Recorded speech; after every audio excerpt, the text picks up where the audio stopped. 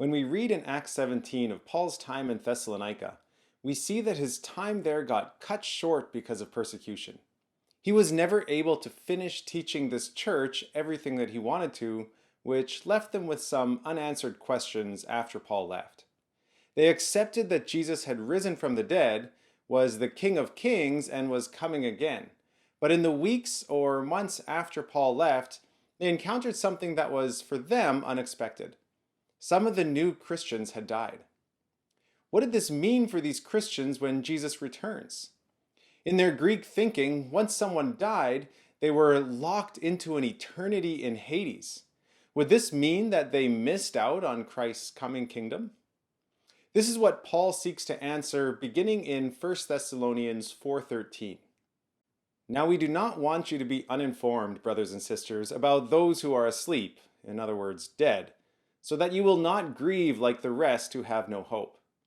For if we believe that Jesus died and rose again, so also we believe that God will bring with him those who have fallen asleep as Christians.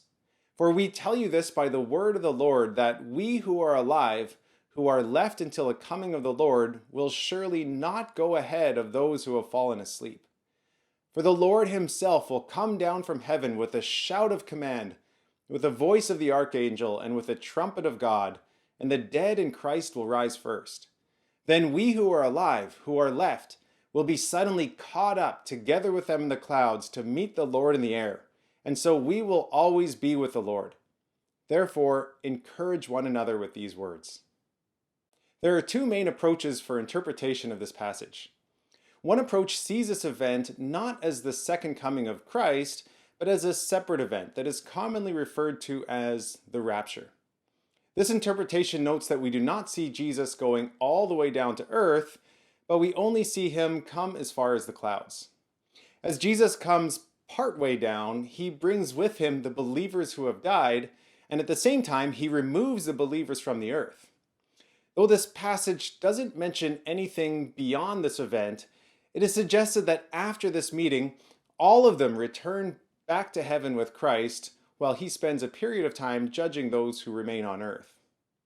This interpretation sees the second coming of Christ as a separate event coming at a later time. The other interpretive approach, this passage, sees it as describing the second coming of Christ. This interpretation says that this is the return of Jesus, just like how the angels described it in Acts chapter 1, after Jesus had ascended into heaven. This interpretation does not see the rapture as a separate event from the second coming, but instead sees it as the same event. They note that there is nothing secretive of this event, as it is preceded in verse 16 by a loud shout, an archangel's call, and a trumpet sound, which, if coming from the Lord, would be difficult to ignore. Secondly, this interpretation notes the use of a Greek word that is used for meeting the Lord in the air, which gets lost in translation. The Greek word for meet here is a technical term that refers to going out to welcome important guests and then accompanying them to their destination. It's the same word that is used in Matthew chapter 25, verse 6, when the bridesmaids go out to meet the bridegroom and then accompany him back to the banquet. It's also the term that was used in Acts 28:15 when the Christians in Rome come out to meet Paul and then accompany him into the city. In the same way, they would say that Paul is teaching that at the second coming, Christ will come in the clouds with the believers who have died. Those who are alive at that time will be caught up into the clouds to meet him in the air and join him as he returns to earth, where he will reign forever. No matter which interpretation we think is most likely, there are two things that we need to remember. In verse 18, Paul says that this is something that is to be encouraging to believers. We aren't to be scared of the thought of this event, but it's something that should be comforting to us. And secondly, as he will say in chapter 5, that the coming of Christ is something that happens unexpectedly, like a thief.